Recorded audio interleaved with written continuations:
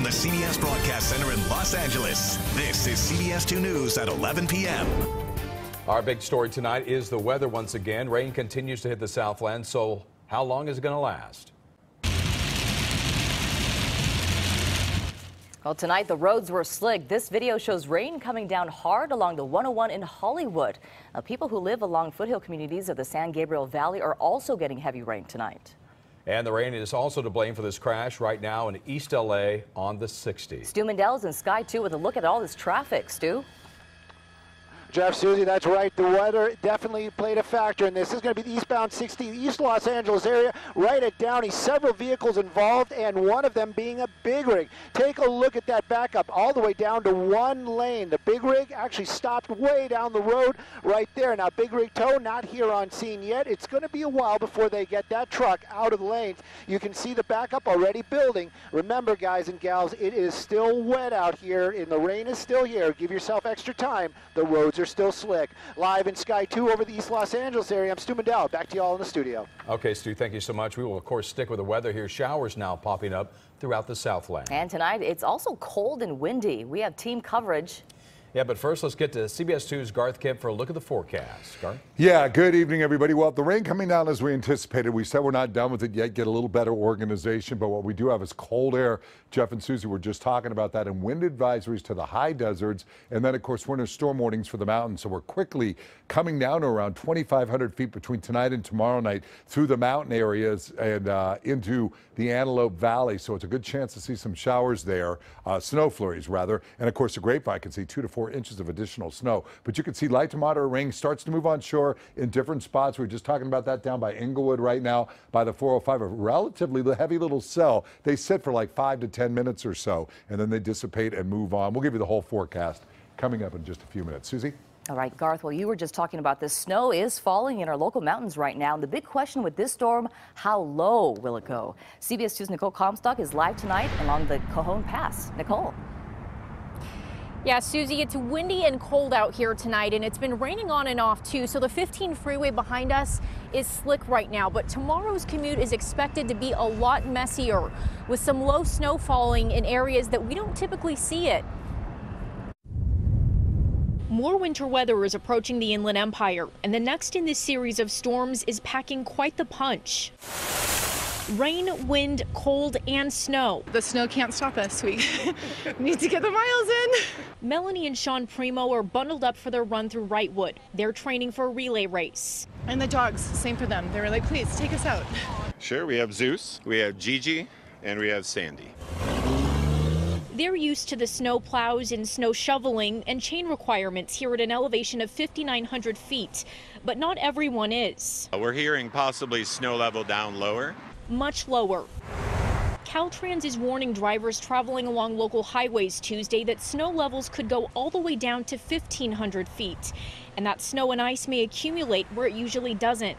Not only on the 15 from Devore to the high desert, but along the 10 from Yucaipa to Banning, the 74 between Lake Elsinore and Orange County, and even the 60 from Moreno Valley to Beaumont. It's chilly, cold. Drivers in the Cajon Pass are already feeling the freeze. I just got to make sure I turn on my fog lights, that's for sure. And fretting about low visibility. Winds could reach up to 40 miles per hour during Tuesday's commute. It gets pretty crazy sometimes. So no matter where you're going tomorrow, you probably want to plan a little extra time for that drive. Reporting live in Devore, Nicole Comstock, CBS 2 News. All right, Nicole, thank you so much. Well, snow and ice could cause problems along the Grapevine in the morning, and that means, of course, delays and possible closures along the 5. CHP is asking everyone who will be going through the area, please plan ahead. And our coverage of the weather continues at 11:15 tonight with a look at how the rain is turning our beaches into trash dumps. We have some more breaking news at this hour. Have you seen these 2 girls? LAPD says they are missing tonight.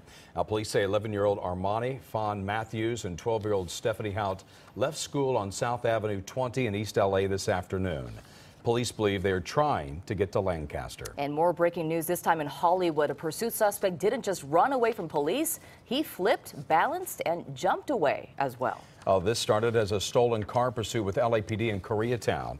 2 people in the car, but the driver is the one who bailed out and then ran away. Police have set up a perimeter, we're told, and they continue their search at this hour. And more breaking news. Low-flying choppers and loud explosions leave people shaken tonight when a military exercise catches people by surprise. And CBS 2's Tom Wade is live with more on the story tonight from downtown. Tom? Yeah, Jeff and Susie, this is kind of a weird one, and it scared a lot of people. It all happened just out here on Wilshire and Vixel in this spot where I'm standing right now. The flares were out here, and take a look at some of this video. You'll see some of the choppers they brought out, military-grade choppers. Now, the Army put out a press release saying that they wanted to enhance soldier skills and use urban environments to kind of simulate the real thing. And of course, downtown LA and Los Angeles has a lot of those features that they can use to do that. But take a listen to what some people heard here tonight.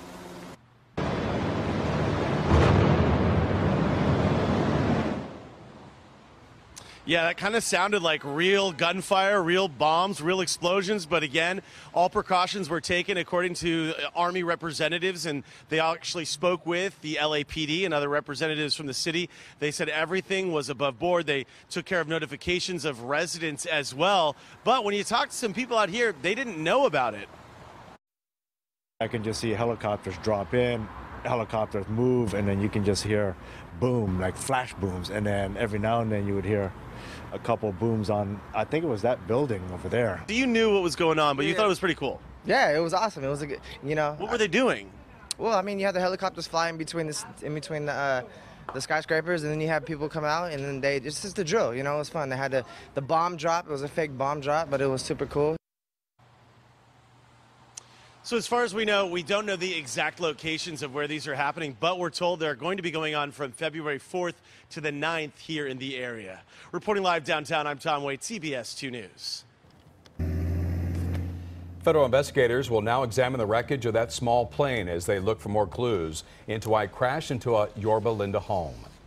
What happened there in the air? And what's been discovered about the fire crash on the ground? Tonight, CBS 2 Orange County reporter Stacy Butler is live in Yorba Linda with new details on the pilot. Stacy?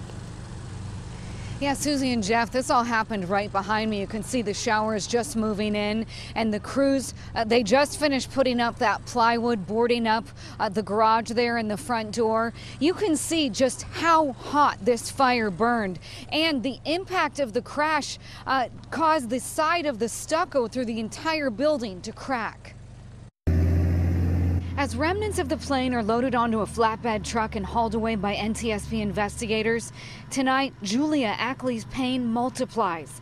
She isn't just mourning the loss of her dad, a longtime pilot, but the lives of the 4 people inside this Yorba Linda home killed when a Cessna crashed into it Sunday afternoon. I saw the news, but I didn't recognize the plane. Ackley says her dad, 75-year-old retired Chicago police officer Antonio Pastini, had just visited her and her granddaughter in Torrance. He was flying back to the Reno area from Fullerton when his Cessna broke apart midair and crashed into this home, killing an older couple and 2 others who were inside getting ready to have a Super Bowl party. Ackley says her dad flew countless times, sometimes with her and her granddaughter. He liked flying into Fullerton. Our hearts break for all those involved. Saturday, she said goodbye, expecting him to return next weekend for her daughter's first softball game. She asked him to call her when he landed safely. We had lunch on Saturday, had ice cream, and made arrangements for him to come back this Saturday for her first opening game. I called him that night and asked him to call me when he got home safely.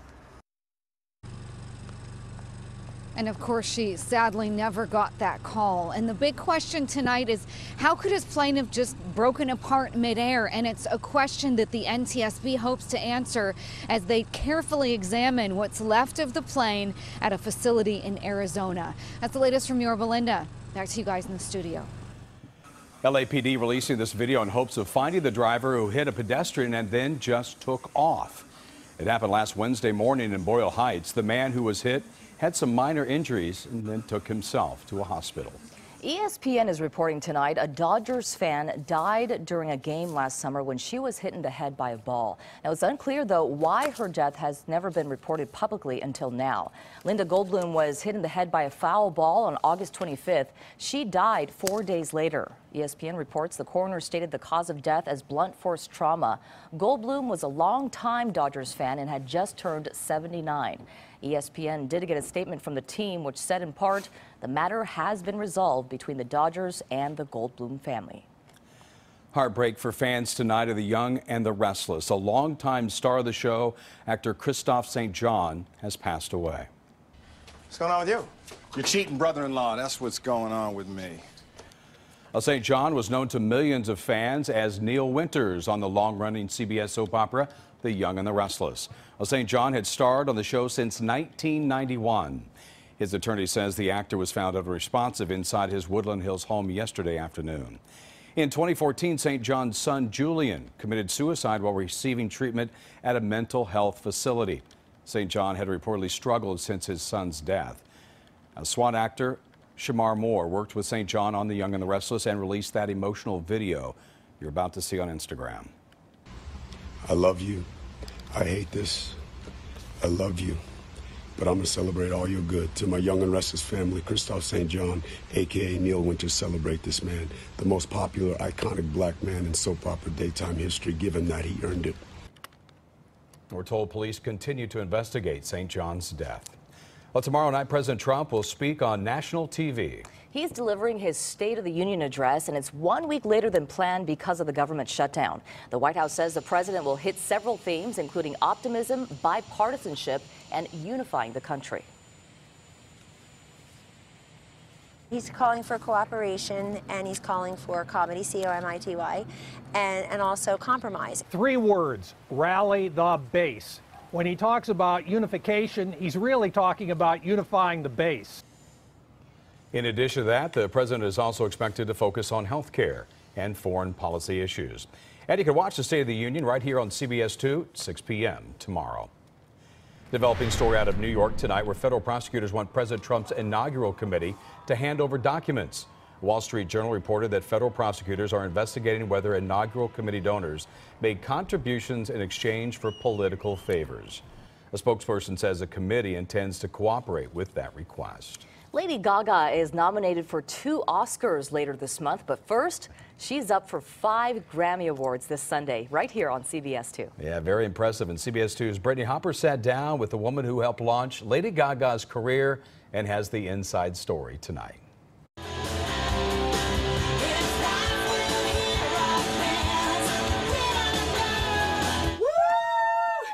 In an industry that's been dominated by men, Grammy-nominated singer, songwriter, music producer, and talent scout Wendy Starland has made her mark in the music industry. It's tough.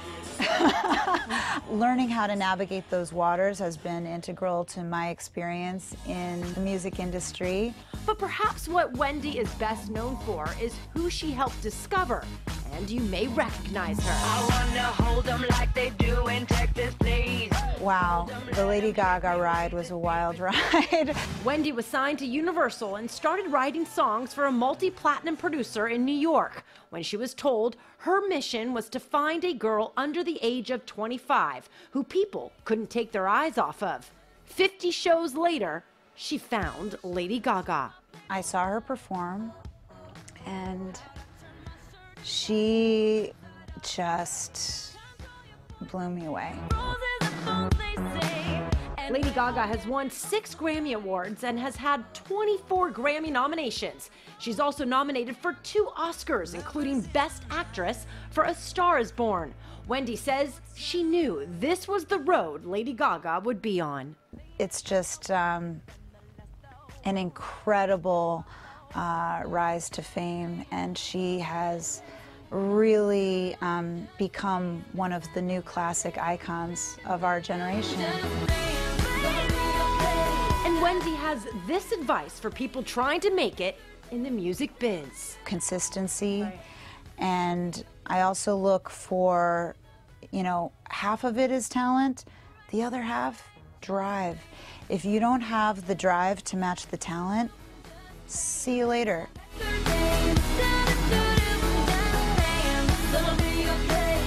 Now, Wendy is currently in the studio making new music, and she is still scouting for that next big star. In the studio, Brittany Hopper, CBS 2 News. It's going to be a great night. CBS is your home for the Grammy Awards. Watch the Grammys this coming Sunday, right here on CBS 2. And Entertainment Tonight just confirmed the K-pop band BTS will be appearing in Sunday night's award show. Well, while we have rain here in Southern California, the snow is piling up in the Sierra Nevada mountains, as you see there. Blizzard and avalanche warnings in effect tonight. A winter storm sweeping the state shut down schools and roadways today. Caltrans closed part of the I-80 because of whiteout conditions.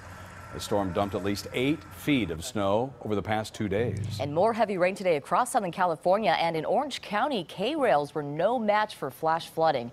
This river of mud and debris forced a shutdown of Trabuco Canyon Road. Well, Seal Beach looks, well, like a trash dump tonight. Sky 2 overhead earlier today, and as you can see, all this rain sent the garbage shooting out of the storm drains and right to the beach. CBS 2's Chris Holmstrom is live in Seal Beach right now with a look at the mess, and hopefully there's going to be a cleanup. Chris? Jeff, it really feels like I'm in a landfill and not the beach. I mean, just take a look around. You have piles and piles of trash, and people who I spoke with who live in this area, they tell me they have never seen something like this before. From suitcases to traffic cones, the list goes on. I've seen tires, I've seen shoes, I've seen toys. Seal Beach is littered with trash, and it goes on for about a quarter of a mile. A disturbing sight for people who live in this area. I'm almost in tears, honestly. It's about to make me sick to my stomach. The same goes for this native. I've seen trash on the beach lots of times, but nothing like this. This is like orders of magnitude worse than anything I've ever seen. I spoke with the organizer of Save Our Beach, a nonprofit that focuses on keeping Seal Beach clean. He says the trash is from the heavy rains. Basically, it travels down the waterways like the San Gabriel River and straight into the ocean.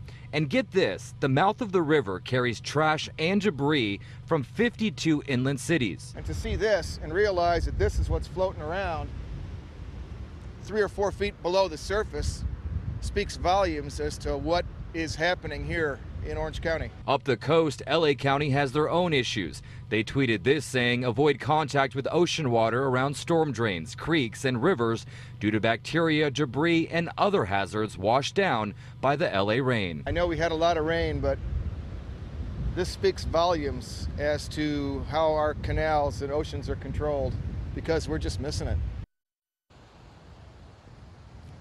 All right, so who cleans up this mess? I'm told it's a combination between the city of Seal Beach and volunteers, and they actually have a volunteer cleanup party once a month. Reporting live from Seal Beach, I'm Chris Holmstrom, CBS 2 News. All right, Chris, thank you so much. And we are on the tail end of this. Okay? Crossing our fingers. At least for now. Crossing the fingers. Yeah. I see people walking through that. All kidding aside, you know, it's like when you get into the washes, sometimes when they rescue, they got to take you to the hospital, get all kinds of shots. Sure. I wouldn't be walking through it and take your shoes home.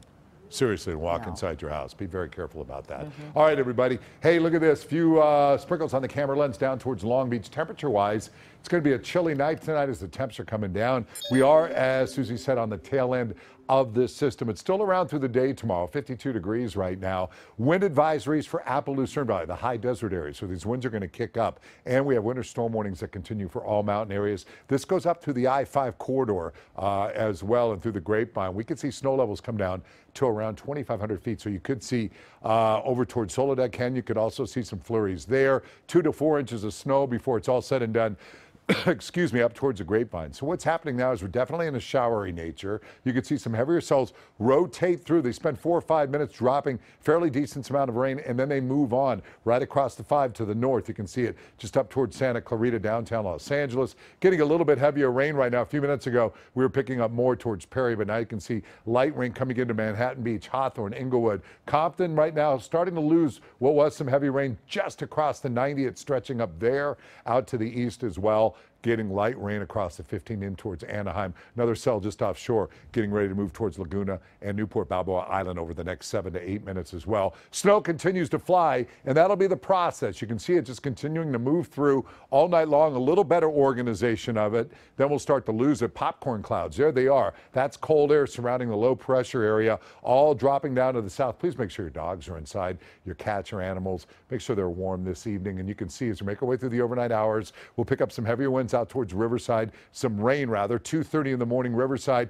you should be getting some moderate rainfall by 7 o'clock. We do a little bit better. Then by 11, you can see we still kick it in just a little bit. Snow levels continue to come down through the area on the back edge of this thing as it moves its way through Thursday afternoon. Then by about 6:30, we should be good to go. But you can see as you head up to the Grapevine, they continue to find showers and snow flurries up into that area. So be vigilant up there. For the beaches tomorrow, 56. Downtown about the same. The valleys pretty much about the same. We'll come up a little bit, dry out Wednesday, Thursday, Friday. You guys, we are tracking yet again another chance of some showers, about 40% right now on Saturday. We'll keep you updated. It's been a wild ride. Be careful by all that debris. Make sure you throw your garbage out. You're good to go. I mean, that is a problem that's stoppable, you know? All right, you guys. I tried to let my dog out. She's like, no. I don't have nothing to do with that. After the rain. Yeah. Well, the Rams return to L.A. today after a heartbreaking loss in the Super Bowl. Coming up, how a handful of die-hard fans, though, made sure to show their support despite the team's loss. And if you haven't already, be sure to check out our new podcast, Flawed Justice, the Kimberly Long story. Now, Randy Page spent months looking into the murder case that sent the Corona mother to prison. But is she innocent? You'll find it on podcasting apps like Apple, flawedjustice.com as well.